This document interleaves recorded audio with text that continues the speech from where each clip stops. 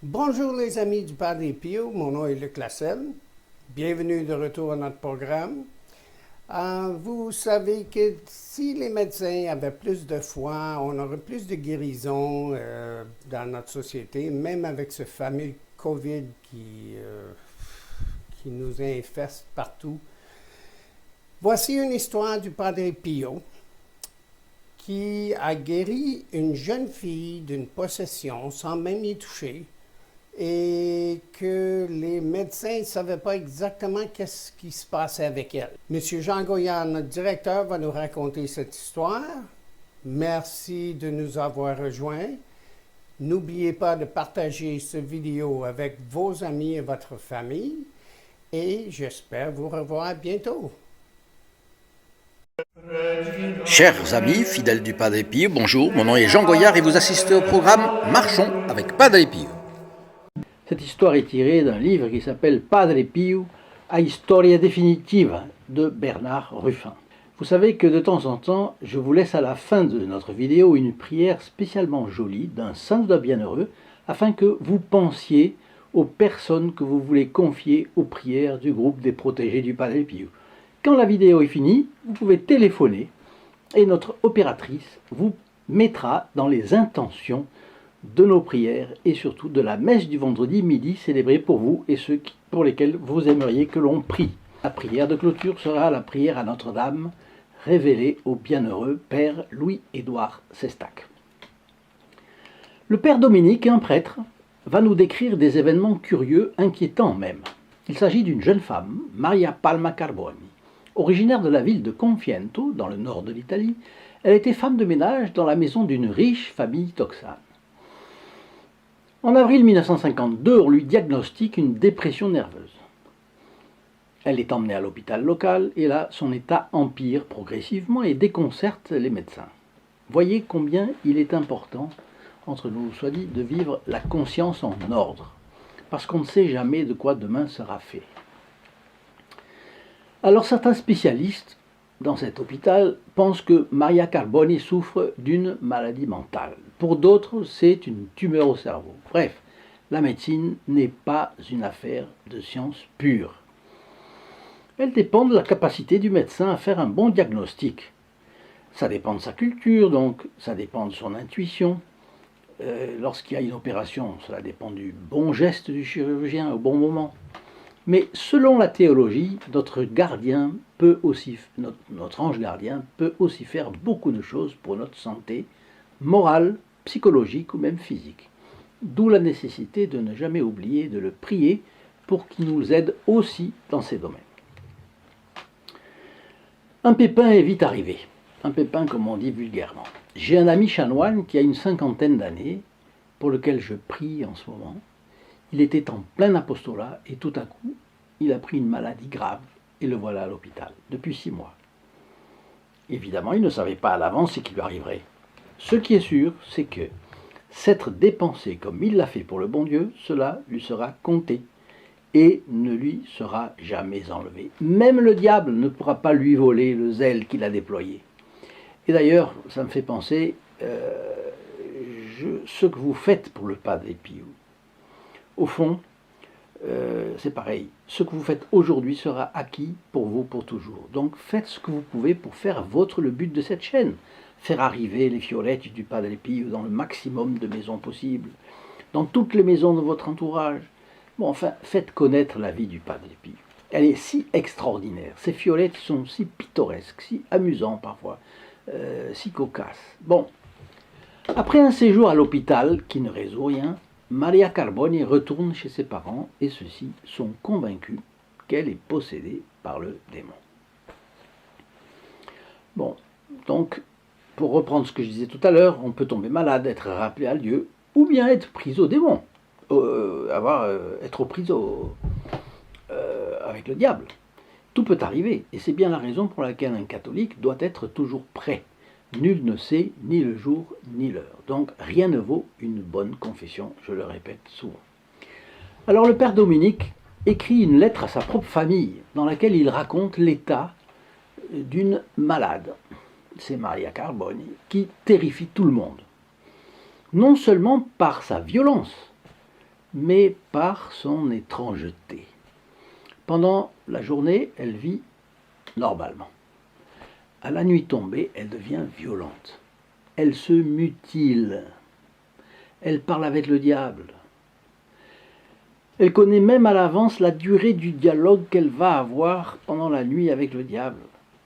Et elle raconte aux assistants que cela va durer, par exemple, une fois 35 minutes, une autre fois 47 minutes, une autre fois 3 minutes. Et c'est ce qui se passe. Alors, franchement, à partir du moment où les médecins ont été consultés et qu'ils n'ont pas trouvé de traitement, et en plus qu'ils ne savent pas si c'est une maladie mentale, une tumeur, qu'il arrive des phénomènes semblant relever du paranormal, et enfin que le protagoniste lui-même parle du diable, et ici la jeune fille dit parler avec le diable, donc la possession ne saurait être écartée selon les règles normales de prudence, à mon avis. Alors, Maria Carboni affirme qu'elle peut voir le démon aussi. Donc elle le voit de temps en temps. En plus, lorsqu'elle prétend parler à Satan, les personnes présentes dans la pièce ressentent une présence sinistre. Les fenêtres sont secouées, les portes grincent bruyamment. Bon, tout ça, ce sont des faits. Et c'est un tel événement dans la contrée que les gens viennent des villages voisins pour voir Maria Carboni hurler, balbutier et se tordre dans une agonie indescriptible. Alors, ce qui m'a étonné, c'est qu'au lieu de mobiliser tout de suite l'évêque, on est en 1952, au lieu de mobiliser tout de suite l'évêque, les gens n'ont de cesse d'aller voir. Or, s'il y a bien une chose à ne pas faire, c'est d'aller voir. On ne va pas voir des choses extraordinaires quand elles sont bizarres, insolites, étranges. Rappelez-vous le conseil du Padre Pio. Le diable est un molosse enragé, attaché à une chaîne qui ne mord que si on s'en approche. Mais évidemment, si on va voir, là où le diable est peut-être là, il ne faut pas s'étonner après d'avoir été mordu, hein, ça c'est sûr. Bon. On voit que l'histoire de Maria Carboni a dépassé le seuil du normal et qu'on est déjà dans le paranormal. Alors, c'est une situation à la Kafka, vous allez voir la suite. Je vous confesse que si j'avais connaissance d'une chose pareille, la première chose que je ferais, ce serait d'exposer la photo du Padre Pio, qui est connu pour aider ceux qui la regardent. C'est un don attaché à la personne du Padre Pio. Vous pouvez l'expérimenter vous-même. L'exposition de sa photo attire sa présence et celle des anges, et éloigne les démons. C'est pourquoi, de mon côté, je vous invite vivement à nous téléphoner pour la commander, parce qu'elle est gratuite. Pour vous, elle est gratuite et franco de port, mais seulement pour les personnes qui ne l'ont pas déjà reçue. S'il vous plaît, soyez gentils. Si vous l'avez déjà, ne la commandez pas de nouveau. Laissez les autres en profiter. Vous savez que nos finances, en plus, sont fort limitées. Il n'est pas question de gaspiller et nous ne pourrons pas les envoyer au-delà de ce que nous ont donné des bienfaiteurs. Donc le stock est limité. Vous ne l'avez pas encore? Eh bien, commandez-la. Vous la recevrez gratuitement. Vous passerez ainsi votre journée sous le regard pur, profond et scrutateur de notre bon capucin. Autre curiosité de cette histoire. Malgré ces manifestations, le curé de la paroisse, Don Degli Esposito, est plus sceptique que tout le monde et veut absolument, mordicus, croire à la maladie mentale et non à une possession. Alors, je fais une parenthèse qui ne s'applique pas à ce prêtre personnellement. En 1952, vous pensez, le pauvre était peut-être un très bon prêtre, mais sa mentalité est un peu différente de celle du Padre Pio, et même très différente. Celui-ci est plein de miséricorde pour le pécheur, sa vie le montre, il confesse au-delà de ses forces, au-delà de la capacité normale d'un prêtre, il est quasi sans repos, il ne s'alimente quasiment pas, mais au premier signe, il est de tout de suite en ordre de bataille contre le diable et l'esprit du monde. Vous voyez, le problème, c'est d'oser désigner le démon par son nom. Si on le fait aujourd'hui, c'est reconnaître qu'il existe, qu'il peut surgir dans la vie des hommes. Alors, il faut reconnaître qu'on doit être sur ses gardes. C'est pas agréable.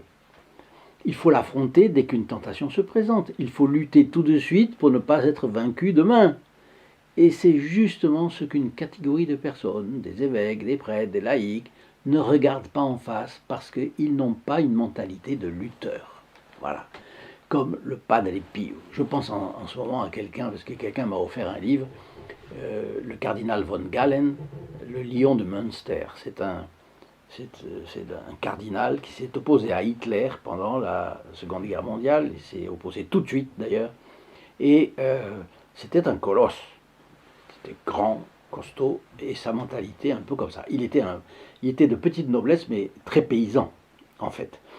Et de façon d'être. Il s'est opposé à Hitler en face. C'est un genre de Padre Pio. Padre Pio nous engage dans le chemin du Christ, n'est-ce pas? Soyez parfaits comme votre Père céleste est parfait. Évidemment, ça exige des efforts constants, parce que rien ne se fait tout seul. Même pour cette chaîne d'ailleurs, n'oubliez pas d'en partager les vidéos. Si vous avez des commentaires, envoyez-les-moi. Je me ferai un plaisir d'y répondre. Il faut bouger. Alors, reprenons notre histoire. Pendant 3 nuits, écrit toujours le Père Dominique, la jeune fille a des crises si graves que 4 personnes doivent faire tous leurs efforts ensemble pour la garder maintenue au lit. Mais elle garde les yeux fermés. C'est bizarre, hein, cette violence, puis les yeux fermés. Un jour, elle crie que le diable veut entrer par la fenêtre, et en même temps, il y avait 10 témoins dans la pièce. Nous avons entendu les fenêtres et les portes claquer, la masure trembler. La malheureuse récitait des poèmes d'auteurs classiques dont elle n'avait jamais entendu parler auparavant, et n'aurait jamais pu entendre parler non plus. Alors, Don Degli Esposito, le curé de la paroisse, il change d'avis. Alors il vient, il asperge d'eau bénite Maria Carboni sa chambre, sans qu'aucun effet ne s'ensuive. Et pourquoi? L'eau bénite est le plus puissant des sacramentaux. C'est vrai, mais elle ne fait pas tout. Je vous lis un passage de saint Matthieu que vous avez déjà entendu, c'est au chapitre 17 et les versets 18 et suivants. Alors les disciples vinrent trouver Jésus en particulier et lui dirent « Pourquoi n'avons-nous pas pu le chasser, ce démon ?» Jésus leur dit « À cause de votre manque de foi. En vérité, je vous le dis, si vous avez de la foi comme un grain de sénévé, vous direz à cette montagne « Passe d'ici là » et elle y passera. Et rien ne vous sera impossible. Rien ne vous sera impossible. Mais ce genre de démon n'est chassé que par le jeûne et la prière. Donc, manque de foi, manque de jeûne, manque de prière. Voilà. Là, alors le prêtre se rend à l'évidence. Et il décide d'emmener la possédée à San Giovanni Rotondo. Mieux vaut tard que jamais. Mais je pense toujours qu'on attend toujours trop pour mettre le Padre Pio à contribution. N'hésitez pas à le mettre à contribution. Alors Don Degli Esposito, le curé de la paroisse, loue un taxi et part avec la jeune femme affligée de ce mal étrange, plus un autre prêtre, il valait mieux être 2 prêtres, et 2 parents de Maria Carboni. Donc tous les 4 dans une voiture dirigée par un taxi. Toute une équipée donc. Et sur la route de San Giovanni Rotondo, ça se passe mal, très mal. C'est un trajet de 750 km, parce que la ville est près de Milan, un petit peu au-dessous de Milan. Donc imaginez, en 1952, ils ont dû coucher en route, etc. Les voyageurs subissent des dizaines d'incidents de voiture, des pannes inexplicables, des petits accidents, des accrochages aussi. Et même ils se font heurter par 2 camions. Maria Palma Carboni a 33 violentes convulsions pendant le voyage. Alors, tant bien que mal, le 20 juin 1952, le petit groupe atteint San Giovanni Rotondo épuisé et dans une voiture passablement endommagée. Maria Carboni est emmenée sur un banc dans l'église de Notre-Dame des Grâces, du couvent où est le Padre Pio, et elle y reste dans un état de prostration totale, apparemment inconsciente. Jusqu'à ce que le Padre Pio apparaisse et la bénisse. Pauvre petite, dit-il en s'approchant, qui sait tout ce qu'elle a souffert. Le démon, vous voyez, fait souffrir. Toujours. Le Padre Pio continue. Espérons que son état s'améliore. Et il la bénit. Allez-vous croire la suite? Elle se réveille. Épuisée, mais normale. Elle rentre chez elle, normale. Les frères capucins de San Giovanni Rotondo restent en contact avec elle pendant un certain temps pour s'assurer de sa stabilisation psychologique, psychiatrique, que sais-je. Normal. L'un des parents de Maria Carboni, communiste et athée, a été tellement impressionné par cette guérison, comme on dit, qu'il en est devenu catholique. Alors que s'est-il passé? Le Padre Pio a exorcisé les démons qui torturaient cette femme avec sa seule présence et sa bénédiction. Même pas un exorcisme en bonne et due forme. Le texte du témoignage ne s'étend pas sur le genre de démon et comment avait pu venir la possession dans ce cas. Mais une leçon est susceptible d'être retirée de là pour nous. C'est bien de dire des formules, et l'Église en a pour ce qu'elle revêt de son autorité. Mais de toute façon, lorsqu'elle chasse les démons, c'est au nom et par les mérites de notre Seigneur, au nom et par les mérites de l'Église, acquis à l'Église par les anges, les saints, au premier rang desquels Notre-Dame, bien sûr. Padre Pio était héroïque dans sa foi, dans sa confiance en la bonté de Dieu, dans son amour qui n'hésitait devant aucun sacrifice. Voilà, la foi, le jeûne, la prière. Voilà pourquoi la présence du Padre Pio exorcisait tellement les démons. Alors sachons en profiter, prenons le plus possible d'informations sur sa vie et faisons-la connaître autour de nous. Voilà la conclusion. Alors la prière à Notre-Dame, Reine du Ciel, révélée au bienheureux Père Louis-Édouard Sestac. Je vous la donne tout de suite, elle est courte.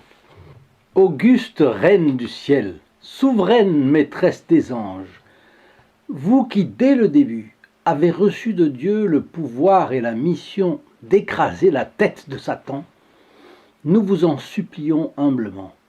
Envoyez vos légions célestes afin que sous votre commandement et par votre puissance, ils poursuivent les démons, les combattent partout, contiennent leur insolence et les jettent dans l'abîme.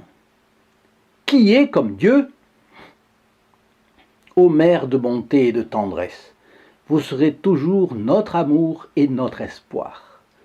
Ô Mère divine, envoyez les saints anges pour nous défendre et éloignez de nous le cruel ennemi, que les saints anges et archanges nous défendent et nous gardent. Ainsi soit-il. Chers amis, fidèles du Padre Pio, je vous dis à demain et je vous laisse avec la bénédiction de notre bon Capucin. Au revoir. In nome del Padre, del Figliolo e dello Spirito Santo, e così sia. Sia lodato Gesù e Maria, e